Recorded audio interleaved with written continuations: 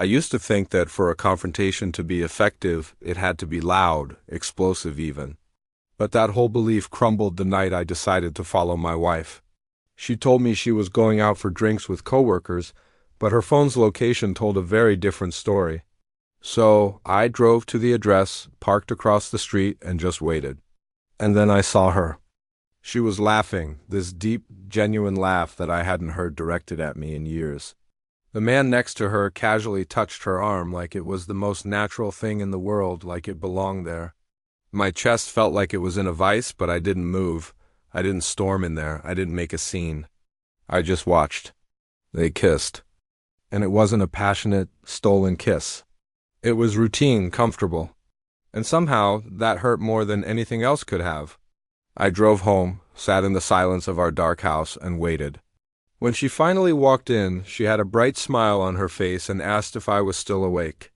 I just said, yes, good night, and I saw the tension leave her body. She thought she was safe. And in that exact moment, I chose silence. The weeks that followed were an education. I started paying attention, really paying attention. Her lies became so predictable they were almost boring. As her confidence grew, she got careless. I started gathering the evidence. Messages she'd forgotten to delete. Small, regular amounts of money disappearing from our joint account.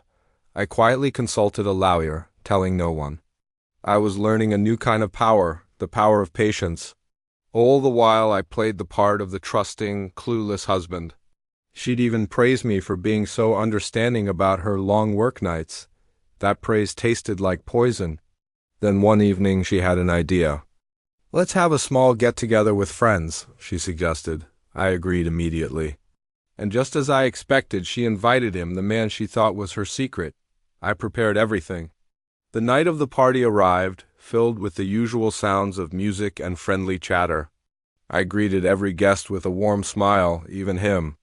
He couldn't meet my eyes, and that told me everything I needed to know. I waited until the moment felt just right, then I raised my glass for a toast. I started calmly, talking about the importance of honesty and respect in a relationship. I spoke about the slow, corrosive cost of betrayal. And then, without raising my voice, I laid out the truth. The room went dead silent. Phones started buzzing as the evidence I'd gathered appeared on their screens. I watched her face go from confusion to pale recognition. I thanked everyone for coming and for listening. And then I just left. I walked out before a single argument could start. That night, back in my own bed, I slept peacefully for the first time in what felt like an eternity. My phone lit up with her messages, begging, pleading. I didn't answer a single one. I let the lawyer handle everything from that point on. The truth spread naturally, without me having to add drama or embellishment.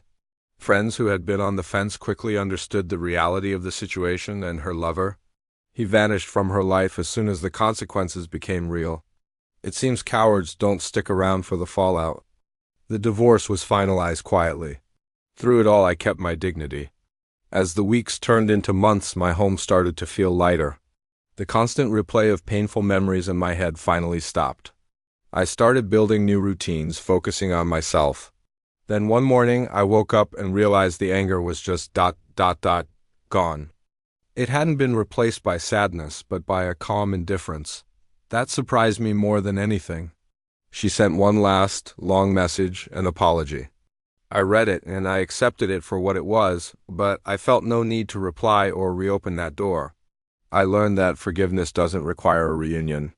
Wisdom, I've discovered, is often just restraint applied at the right moment. I learned that my silence, my calm, could be more powerful and speak louder than any rage-filled shouting match ever could. I walked away from the wreckage without creating a spectacle. And that, I realized, was my true strength. Some people expect revenge to be a huge explosion. Mine was precise, measured. I didn't set out to destroy her publicly. I simply allowed the truth to do its work quietly. And my life moved on, free from the chaos she created. That peace became my ultimate reward. I no longer question if I handled it the right way. The profound sense of calm I feel every day answers that question for me. Thanks for listening to my story.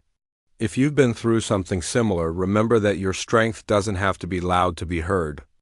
Don't forget to like and subscribe for more stories about navigating life's challenges.